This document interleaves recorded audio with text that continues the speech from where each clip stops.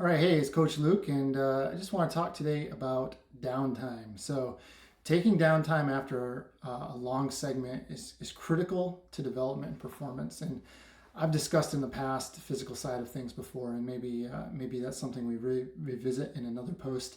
I think it is maybe a little outdated. I don't know. However, today I just want to talk about some of the mental aspects of taking some downtime after a big race. So, personally, I think it is a must for anyone who is looking at themselves as someone trying to perform better over the next 1 to 3 years. So this could be a competitive athlete, someone chasing big personal bests, or even just trying to chip away and eventually get to a Boston qualifying time, something like that. But before we get started, I want to be clear that when I'm referring to downtime, I'm only partly talking about taking actual time off from running. For the most part, it's one component that is part of a bigger block of time. And this is where there just simply isn't a ton of structure to the running. So, without further ado, here's what you came for, my reasons mentally why you should take a break after a big race segment. So, for me, and I think many people find this too. So, but it is just impossible to sustain a high level of performance all the time. So as I'm writing this, it's now in the later fall, races are getting over, and I recall seeing a lot of posts over the summer about how hard training was going, how mentally exhausting it was to grind through 18 weeks, and then racing on top of that, right? So my point is that the tank is already close to empty, and you probably emptied it after persevering through a grueling race. So we need to give that tank time to refill, right? If it's empty and we're just jumping right back into some stuff, it's still going to be empty, right? We need to take a step back and allow that to refill.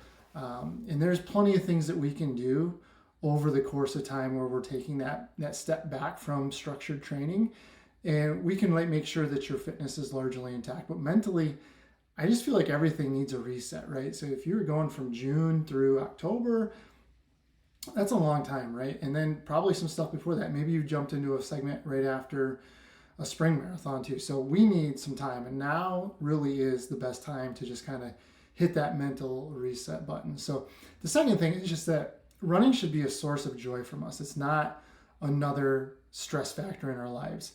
And again, going back, you did all those big workouts that you just got done doing over the spring, over the summer, over the fall, all the early mornings, the big evenings you put in. Are you really ready to just jump right back into all that stuff? So how much did everyone else around you have to sacrifice for your training? Is that going to fly under the radar this time? Maybe you were given a pass for the big fall marathon, but maybe it's not going to fly the second time around right afterwards, right? So there's times where we have to be a little selfish, or that we have to just mentally buckle down. But if you just did that for an 18-week segment, maybe it's better to shift that focus into some things that have been neglected over that time. And I'm talking things that have to do with running, and things that don't have anything to do with running, just things in life. But in any case, like, now should be a time to recover and do things that you enjoy. And I think that that's really what's most important right now. And especially as we get into the holiday stuff, man, it's just jumping right back into another hard training segment right this second is oftentimes more stress than stress relief, right? And so I would say go for a run, do the stuff that you enjoy, but just hold back on jumping right back into a training segment that's going to just be another grind for you. And I know the urge is to jump right back into a segment under certain circumstances. That's fine, but other times it's not, right? Like if you were in really good shape and your race just didn't work out, I know it can be easy to want to jump right back in. Or if you are in a limited window to try to get a qualifying time and it just didn't work out, like for example, like I had athletes run Chicago or Detroit or whatever, miss a time, and now it's like, well, do you want to try for Houston or something like that, or wait until spring? And like those are discussions that we have had to have. But I get it, right? I understand that in the short term it can be a motivating factor, but my experience has been that it's usually short-lived and everything just becomes a grind again. And I personally think that you are better off taking a step back, before jumping right back into a set training schedule. I think that ultimately the road will be shorter than trying to go cycle after cycle. And trust me, I speak from experience on that. So with all of that said, let me go back to what I referenced with what downtime really meant to me and how does that look for a long half or a marathon segment. When long segment, I mean like 18 weeks plus, right? So what I'll typically do for athletes is I'll take 2 to 3 days completely off. Focus on everything settling down. Sometimes they're still in the city. They want to go visit around the city. They're flying back. They're traveling. Whatever the case is, we'll just take some days off. Just that initial acute stage, right? Almost think of it as like an injury. That first 2 to 3 days is where everything's really flared up. Inflammation's high. Tissue breakdown is high. All that good stuff. So we want to focus on settling everything down. Soreness is going to be peak here, maybe 24 hours or so right after the race, and then it's going to linger up for another few days. It might be longer depending on if you're a newer marathoner, that might be much longer. An experienced marathoner, it might only be a couple days. But just in that acute setting, we want everything to just rest and settle down. And then after that first 2 to 3 days, I'll encourage light walking, even for people who are still sore. And depending on the person, how hard the race was to them, we'll do 20 to 30 minute walks for a few days. And then we'll increase the time walking. So during that time, I encourage light stretching, maybe get a massage. But your most important aspect is just light movement and providing the fuel for the muscle to repair itself, right? So make sure you're getting quality protein and make sure you're replenishing the glycogen that was depleted during the race. All that stuff is super important because it doesn't matter if we're promoting healing if we're not providing the fuel for it to actually repair itself. And then also during this time, what I'll do with my athletes is I feel like it's a good time to reflect on the race in the training segment after you can take a step away from that acute stage of either some sort of emotion, right? It's you're either coming off a really big high or you're coming off a low. And, we tend to think of things like, oh, I should have done this, this, and this. So I always tell my athletes, give it a few days and then fill those forms out. But I will collect forms from them and we'll just take a look at everything. We'll take a look at how the race went. And then in another form, we'll take a look at how the segment went. And using that information, good or bad, it doesn't matter to me. I want the truth in what really happened and how you saw it is happening. And then we can look at the data. We can look at your training log. We can look at the data from the race, all of that good stuff. And we can make good quality decisions on how we move forward, right? So anyway, at this point, we're about a week post-race. And by now, hopefully, the muscle has begun to start repairing itself. Glycogen storage has been replaced.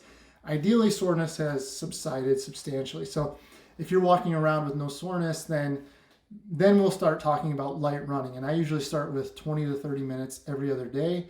And with the third or fourth run, we'll get up to 30 to 45 minutes. And once we finish that every other day, and every other day we'd be walking. Maybe they'll start doing some light body weight exercises, some core stuff, things like that. Mobility stuff is still going on, but really another week of every other day of just aerobic activity, and then maybe something else along the way on those off days. And from there, at this point we're 2 weeks post race. From there, we'll usually see how an athlete is doing. And based on their overall volume that they had run, what they want to get back up to, we might take another week very easy, or, typically it's usually 4 to 5 runs and there'll be 45 to 60 minutes of runs. And then, so usually it'd be something like Monday and Tuesday a run, Wednesday off, Thursday, Friday a run, Saturday off, and then Sunday a run. And that'll finish up the third week.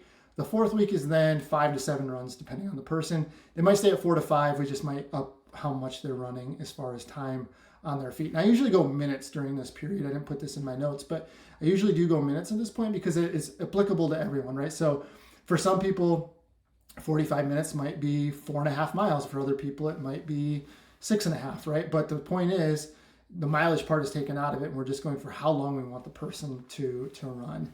And then, like I said, we'll go 5 to 7 runs beginning of that fourth week, and then usually get up to about 75 minutes for, in air quotes, long run. And then that will put us through a month post-race, right? Then we'll go into the 5th week, depending on where the person is at. Maybe we start a base plan. Maybe we start an actual training plan for something else. Maybe some speed. If they did a marathon, maybe they're coming into a half marathon or something like that. But from there, we can actually start into a structured program. Like I said, it might be base, might be something different, right? Or it might even be just another marathon is starting over with an 18-week cycle. So that would be something that we would have that conversation with the athlete. But anyway, at that time, the athlete is usually ready to get after it mentally. I've done my best to pull in the reins a little bit to make sure the athlete has recovered fine, and also ensure that the athlete is mentally in a good place to truly want to get back into a training segment. And the athlete has put themselves in a very good position where they can start running at a comfortable level. They're not feeling completely out of shape when they begin again. I'm not saying it's not going to be sore when they start again, but it's definitely going to be less stiff than when they start, right? Because I know that all at that time where you take a couple weeks off, you feel like you've taken a couple of years off. You feel like you've lost all that fitness. Even though you haven't, it's going to take a couple weeks to get into that. But if we can start with that walking and then move gradually into running, fairly short period of time after the race, we can negate a lot of that stuff. So, but that's really the reason why I've completely shifted my thought process from complete recovery to more of an active recovery. And I think I think it's good for anybody, whether they're a newer marathoner or if they're a veteran marathoner, if they're a master's runner, over 50 runner. I think just getting a person back doing light movements is really good for just actually promoting recovery, right? I think it actually helps with it. So again, just to recap, a few days off to start and just let everything settle down acutely, get the light movement to promote the body to jumpstart the healing, coupled with solid nutrition to provide the building blocks that you need to heal. And then doing this, I have found my athletes well rested, recovered, and ready to get back to workout sooner than if they have just jumped right back into training, or even the opposite, taking 2 to 3 weeks completely off. And so that's it. I don't have a lot of technical information, just a lot of experience to give you based on what we've done with our athletes for almost 20 years now. And so I think that it goes a long way just mentally to take that break. I think when you're looking at the big picture of things, it actually is going to speed things up, because it's just like anything else in your life, right? If you've had a long work project or you're in a very burnout friendly job, your best performances are going to be sporadic, right? Because it's so hard to keep that high level of mental capacity engaged into a training segment like that. And so I really just strongly urge you to just take some, if nothing else, even if you feel fine, just mentally take a break and kind of reset everything, really focus on what you think you really want to accomplish, what went right with the segment, where you can get going with the segment, what you need next. Like, that's a lot of the conversation I'm having with my athletes now. They filled out all their paperwork. We're looking it over. And now I'm going like, okay, well, we're looking at your big term goals. What makes the most sense now? Even if it didn't go the way you wanted it to, what can we take out of there that still propelled you to get closer to your goal, even though the time might not reflect it on the clock? So again, I just urge, just mental break is huge. And I can't stress enough how more important it's going to be for you to do that, and how well that's going to complement coming back into training and being able to sustain better training, even more training later on as you progress into your training. So, all right, that's it for today. I will talk to you later. Thanks a lot for listening. See ya.